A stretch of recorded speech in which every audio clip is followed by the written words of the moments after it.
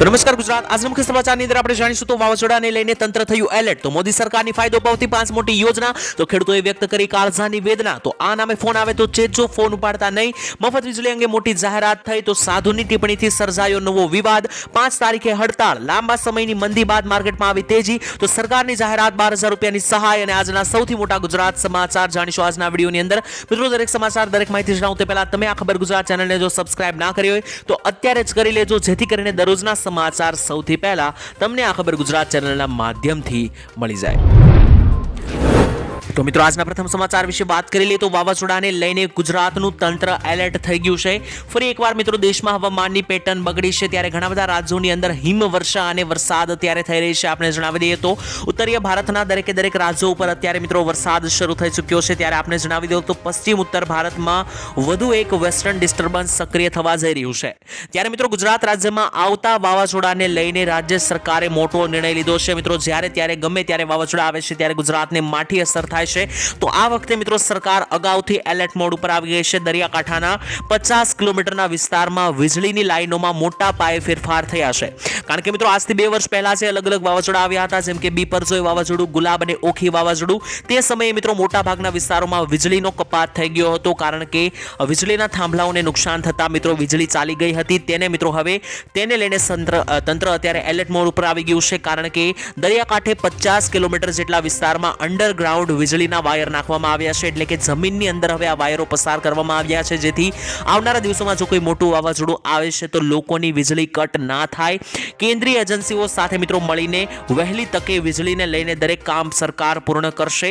છેલ્લા 2 વર્ષની અંદર મિત્રો મોટા વાવાઝોડા સર્જાયા, તેને લઈને ખૂબ જ વધારે મિત્રો તકલીફો લોકોને પડી છે. ચારો તરફ અંધારપટ છવાયો હતો, તેને લઈને મુખ્યમંત્રીના સૂચનથી હવે મિત્રો જે છે તે ઉપર જમીનની ઉપર રહેલા વાયરો જે છે તેને જમીનની અંદર અંડરગ્રાઉન્ડ કરવામાં આવશે, જેથી વાવાઝોડા અથવા કોઈ પણ આપત્તિઓને કારણે જે છે તે મિત્રો વાયરોને નુકસાન ના થાય અને વીજળીની કટ ના થાય. ત્યારબાદના આજના સૌથી મોટા અને મહત્વના સમાચાર વિશે મિત્રો માહિતી મેળવી લે તો ખાસ કરીને આ વર્ષે લાગુ કરેલી યોજના વિશે જાણી લઈએ. મિત્રો, સરકાર દર વર્ષે ગરીબો અને મધ્યમ વર્ગના લોકો માટે અઢળક યોજનાઓ ચલાવતી હોય છે. ત્યારે આ વખતની સૌથી 5 મોટી યોજનાઓ વિશે કે જેનો લાભ તમને સીધો મળશે તેના વિશે વાત કરીએ. સૌથી પહેલી યોજનાનું નામ છે મિત્રો પ્રધાનમંત્રી કૌશલ્ય વિકાસ યોજના 4.0. આ યોજના મિત્રો દેશના લોકોને અને યુવાનોને રોજગારી આપવા માટે સરકારે બનાવી છે, જેમાં સરકાર 20 લાખ જેટલા યુવાનોને રોજગારીની તકો આપશે. તો જો તમે યુવાન હોય અને રોજગારી મેળવવા માટેની શોધ કરી રહ્યા હોય તો આ યોજનાનો લાભ લઈ શકો. બીજા નંબર ઉપર મિત્રો મુદ્રા યોજનાની જાહેરાત સરકારે કરી છે. આ યોજનાની અંદર 50,000 થી લઈને 10 લાખ રૂપિયા સુધીની ફ્રી લોન આપવામાં આવે છે. આ યોજના મિત્રો ખાસ કરીને મહિલા ઉદ્યોગના સાહસિક અને પ્રાધાન્ય આપવામાં આવીને બનાવવામાં આવી છે. એટલે કે જે પણ લોકોને મિત્રો પોતાનો વ્યવસાય શરૂ કરવો છે, ધંધો શરૂ કરવો છે અને તેના માટે પૈસા ના હોય તો 50,000 થી લઈને 10 લાખ રૂપિયા સુધીની સહાય જે છે તે સરકાર મુદ્રા યોજના અંતર્ગત આપશે. ત્યારબાદની મિત્રો સૌથી મોટી યોજના વિશે વાત કરી લઈએ તો ARHC યોજના. આ યોજના અંતર્ગત મિત્રો ખાસ કરીને મજૂરો અને ગરીબોને એક જગ્યાએથી બીજી જગ્યાએ જો મિત્રો રહેવા જાય છે, કામને લઈને, મજૂરીને લઈને, તો ભાડાના મકાનો સરકાર આ યોજના અંતર્ગત આપશે. ત્યારબાદની મિત્રો સૌથી મોટી યોજના એ છે કે વીમા સખી યોજના. આ યોજનાની જાહેરાત મિત્રો સરકારે તાજેતરમાં હમણાં જ કરી છે અને આ યોજના અંતર્ગત મહિલાઓને 7,000 રૂપિયા આપવામાં આવે છે. તો જો મિત્રો તમે પણ મહિલા હોય તો તમે પણ વીમા સખી યોજનાનો લાભ લઈ શકો. અને 5મી અંતિમ યોજના વિશે વાત કરીએ તો પાન કાર્ડ 2.0 યોજના. એટલે કે 2025 ની અંદર સરકાર નવા પાન કાર્ડ લઈને આવી રહી છે, જે QR કોડ વાળા હશે.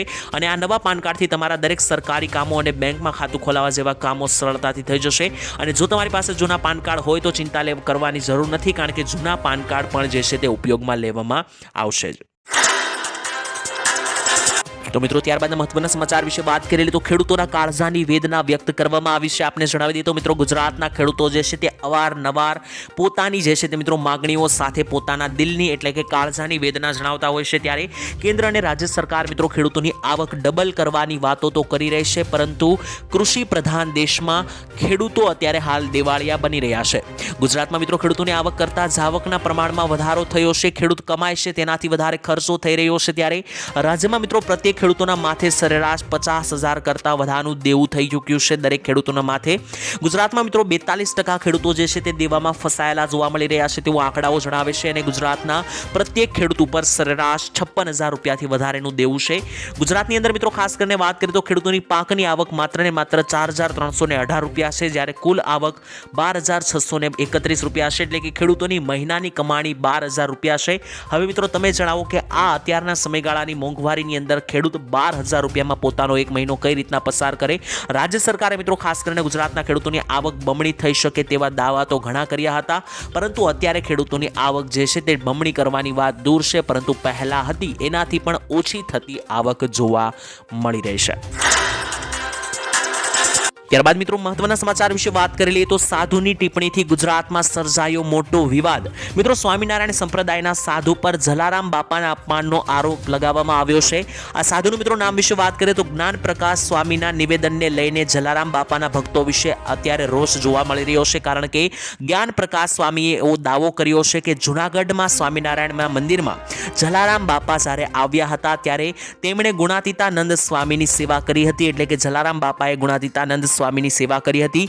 ગુણાતીતાનંદ સ્વામીએ જલારામ બાપાને દાલ બાટી પણ ખવડાવી હતી તેવી પણ જાહેરાત કરી છે અને મામલો વધારે વણસતા આ સ્વામી દ્વારા મિત્રો માફી પણ માંગવામાં આવી છે અને ત્યારબાદ તેમણે આ વિવાદિત થયેલો વિડીયો પણ ડિલીટ કરી દીધો છે, કારણ કે મિત્રો તેમણે જે છે તે ખાસ કરીને એક વિવાદિત ટિપ્પણી આપી હતી. તેને ત્યારબાદ મિત્રો જે છે તે ખાસ કરીને જલારામ બાપાના ભક્તો જે છે તે રોષે ભરાયા હતા, કારણ કે મિત્રો સ્વામીએ મિત્રો એવી ટિપ્પણી કરી હતી કે જલારામ બાપાએ ગુણાતીતાનંદ સ્વામીની સેવા કરી હતી. ત્યારબાદ મિત્રો મામલો વધારે ગરમાતા સ્વામીએ મિત્રો ખુદ માફી માંગી. તો ત્યારબાદ મહત્વના સમાચાર વિશે વાત કરેલી તો આ નામે તમારા ફોન ઉપર ફોન આવે છે તો ખાસ જીતી જજો.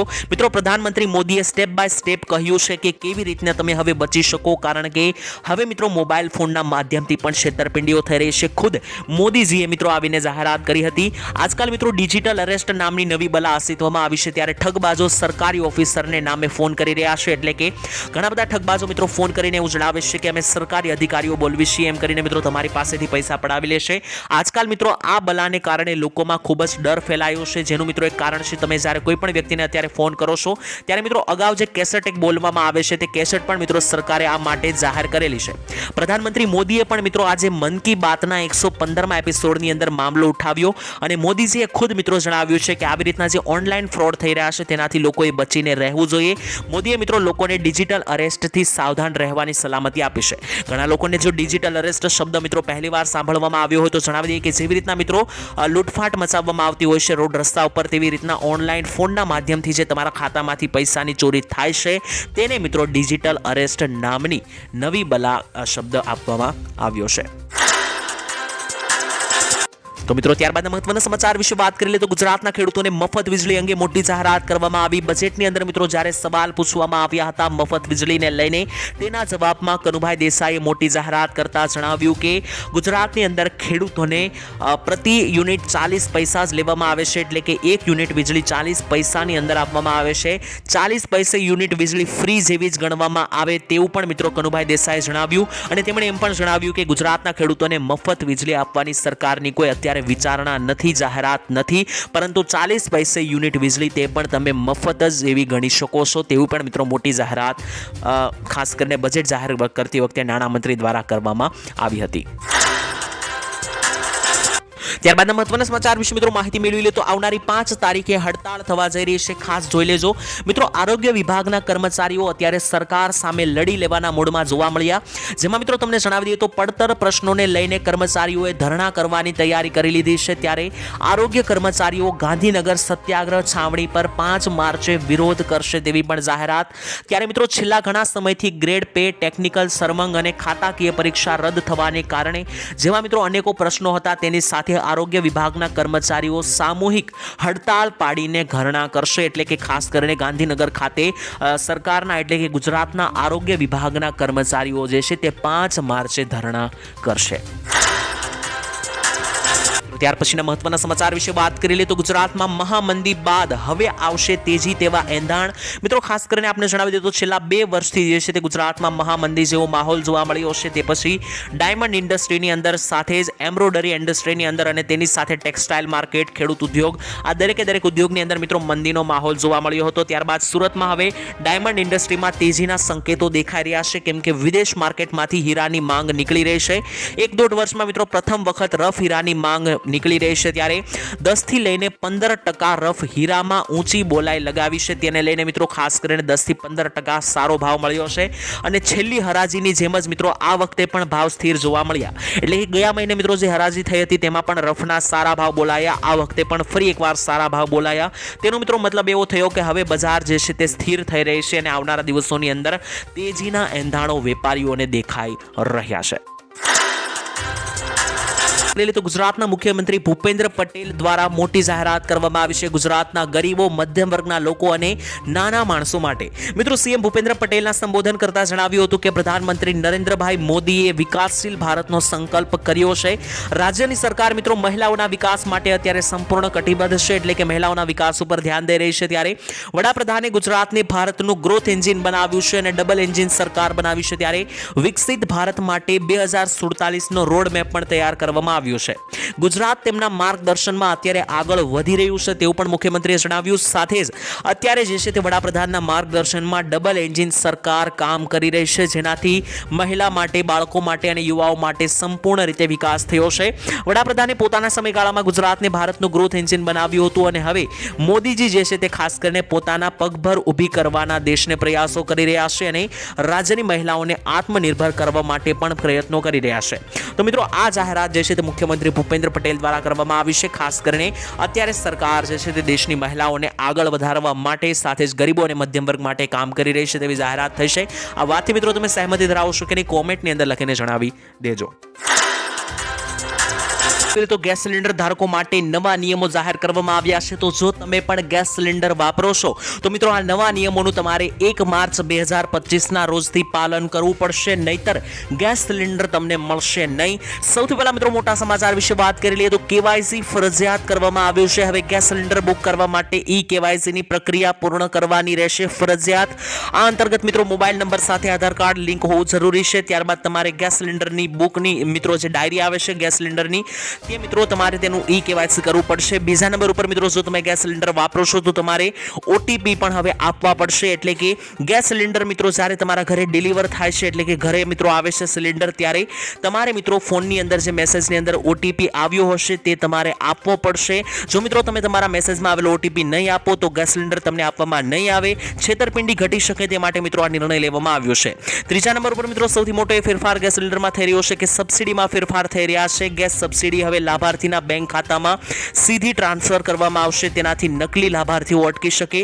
તેની સાથે મિત્રો લિમિટ પણ મૂકવામાં આવી છે. હવે 1 મહિનામાં માત્ર 2 સિલિન્ડર જ તમે બુક કરાવી શકશો. બ્લેક માર્કેટિંગ રોકવા માટે આ પગલું લેવામાં આવ્યું છે, કારણ કે એક કનેક્શનમાંથી 2 જણા એક સાથે પણ સિલિન્ડર મંગાવતા હોય છે. ત્યારબાદ મિત્રો સ્માર્ટ ગેસ સિલિન્ડર અંગે પણ મોટી જાહેરાત કરવામાં આવી છે. હવે ગેસ સિલિન્ડરની અંદર એક સ્માર્ટ ચિપ પણ લગાવવામાં આવશે, જેથી ગેસ સિલિન્ડર કેટલો વપરાયો છે તે પણ ખબર પડી જાય. દરેક મિત્રો જે નવા ફેરફારો છે તે 1 માર્ચ 2025 થી લાગુ થવા જઈ રહ્યા છે. તો હવે 1 માર્ચ પછી જો તમે ગેસ સિલિન્ડર બુક કરાવો છો તો આ દરેક બાબતોનું ખાસ ધ્યાન રાખવું.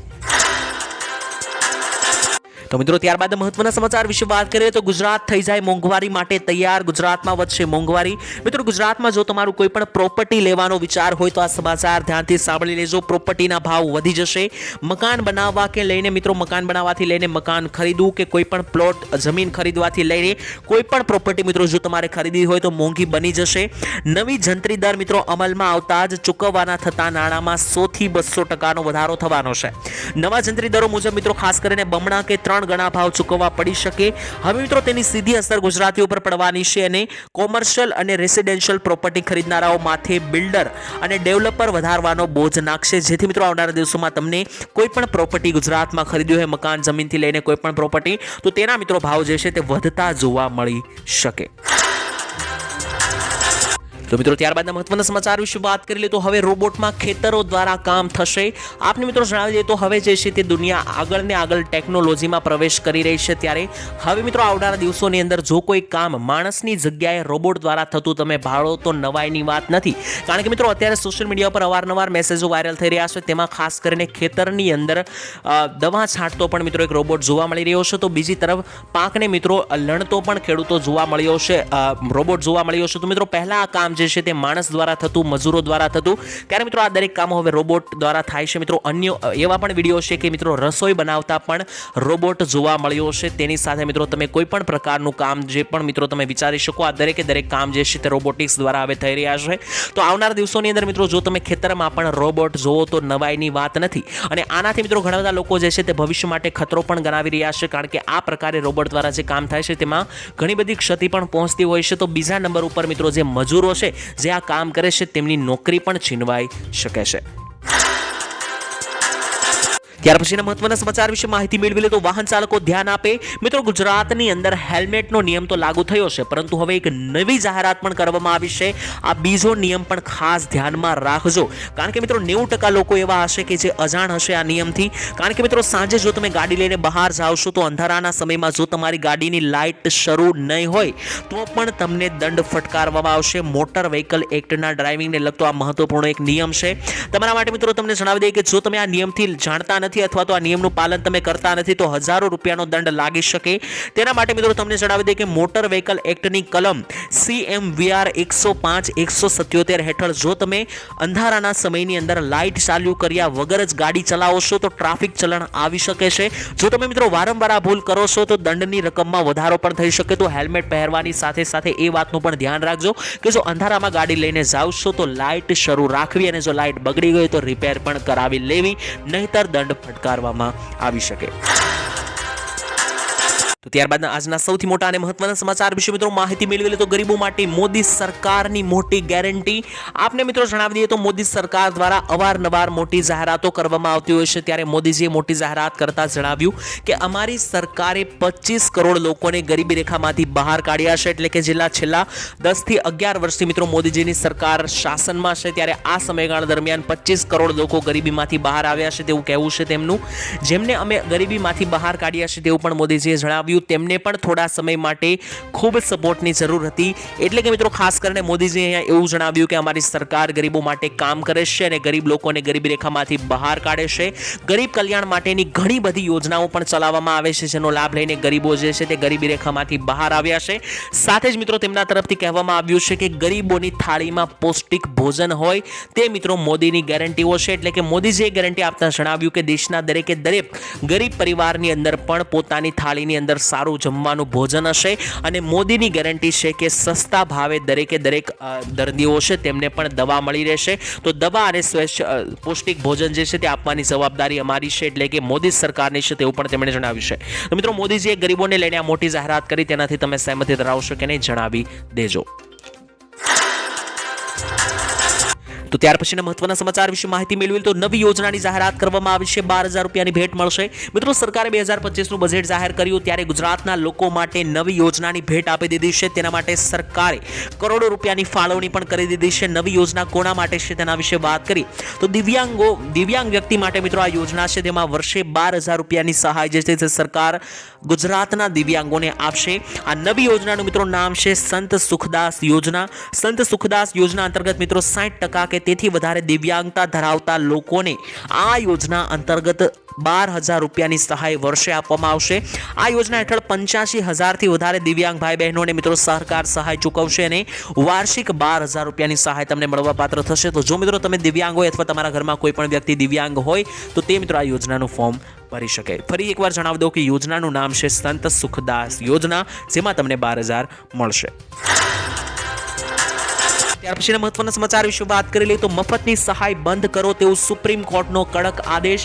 આપણે મિત્રો જણાવી દઈએ તો સરકાર તરફથી જે છે તે ખાસ કરીને અનેકો મફત યોજનાઓ ચલાવવામાં આવતી હોય છે, જેમાં મફત વીજળી, મફત રાશનથી લઈને ઘણી બધી મિત્રો મફતની યોજનાઓ છે.